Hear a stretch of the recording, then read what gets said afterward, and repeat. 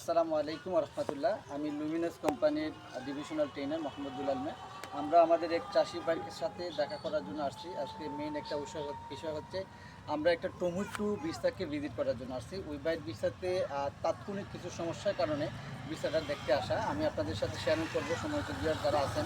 আসলে এই পরামর্শগুলো প্রত্যেকটা মানুষের দরকার। আপনারা যদি এই পরামর্শগুলো গ্রহণ করেন, আশা করি এখন থেকে 100% আপনারা সফলতা লাভ করবেন।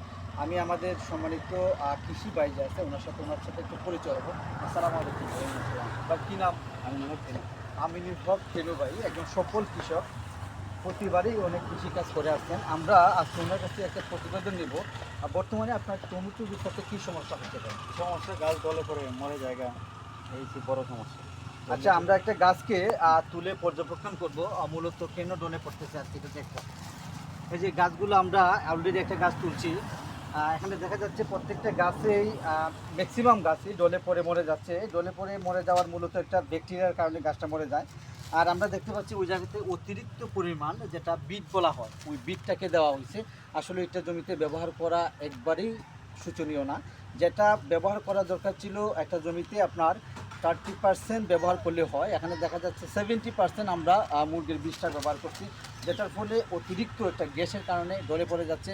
আর দ্বিতীয়ত হচ্ছে এটাকে একটা পোকা আক্রমণ করে। আমি আপনাদেরকে যদি দেখাই বিতর্কতে গাছটা ডলে পড়ার মেইন যে মাকসাদটা হচ্ছে এটা থেকে একটা লাভার মতো একটা অংশ বের হয়। ওই যে লাভার মতো অংশটা বের হয়, এটা যাতে জমিতে না আসতে পারে এই জন্য আমাদেরকে একটু সতর্ক থাকা দরকার। আর এটাকে চেক করার জন্য আপনি যদি এটাকে কেটে একটা পানির বোতলে রেখে দেন, তাহলে একটু পরে দেখতে পারবেন ভিতর থেকে পোকা বের হয়ে আছে, যেটা সাদা এবং লাভার মতো। এই জন্য এটার প্রতিকার হিসাবে আপনাকে সর্বপ্রথম কাজটা করতে হবে, প্রত্যেকটা গাছকে উকড়ে অন্য একটা জমিতে নিয়ে পুঁতে ফেলতে হবে। এটা হচ্ছে আমাদের মেন সলিউশন। পুঁতে ফেলতে হবে এবং ওই জমিতে প্রচুর পরিমাণ খাবার লুট করা আছে মজুদ। একটা কথা আছে, যদি বেশি জমিতে খাবার দেওয়া হয়, বেশি খাবার যদি আমরা নিজেরাই গ্রহণ করি, তাহলে কিন্তু জমিতে আমাদেরই মাথা ব্যথা করে। অতিরিক্ত খাবার দেওয়ার কারণে একটা ব্যাকটেরিয়া ছড়াই গেছে, আর ব্যাকটেরিয়ার কারণে মূল সমস্যা হচ্ছে। এখন ভাইয়ের সাথে আমাদের পরামর্শ হচ্ছে যেগুলোতে আছে আপনি জানসাগুলোকে একটু দূরে সিরা সরাইয়া আমাদের মিরাক্কেল গুড়টা ব্যবহার করবেন। এবং যেগুলোতে ফুল আসছে ওই ফুলগুলোতে আপনি ইনশাল্লাহ আমাদের একটা 4CPI পিজিআর আছে, পিজিআরটা ব্যবহার করলে প্রত্যেকটা ফুলকে সে 100% ফলে রূপান্তরিত করবে।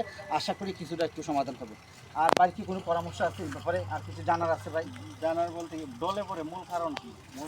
মূল কারণটা হচ্ছে মূলত এটা একটা ব্যাকটেরিয়া আক্রমণ করছে আপনার এটাতে। ও ব্যাকটেরিয়ার কারণে মূলত ডলিয়ে পড়তেছে। আর এটার জন্য মেন সলিউশন, কোনো ধরনের মেডিসিন মাইরে আপনি এটা সলিউশন করতে পারবেন না। এটাকে উকড়াইয়া অন্য জায়গায় স্থানান্তর করতে হবে প্রত্যেকটা গাছকে। এছাড়া এটা কোনো সমস্যা সমাধান নাই, কোনো মেডিসিনের দ্বারা এটা কাজ হবে না। এটা যদি উকড়াইয়া আপনি অন্য জায়গায় স্থানান্তর করেন, তাহলে আশা করি ইনশাআল্লাহ এটার সমস্যা সমাধান করবে। আসসালামু আলাইকুম রহমতুল্লাহ।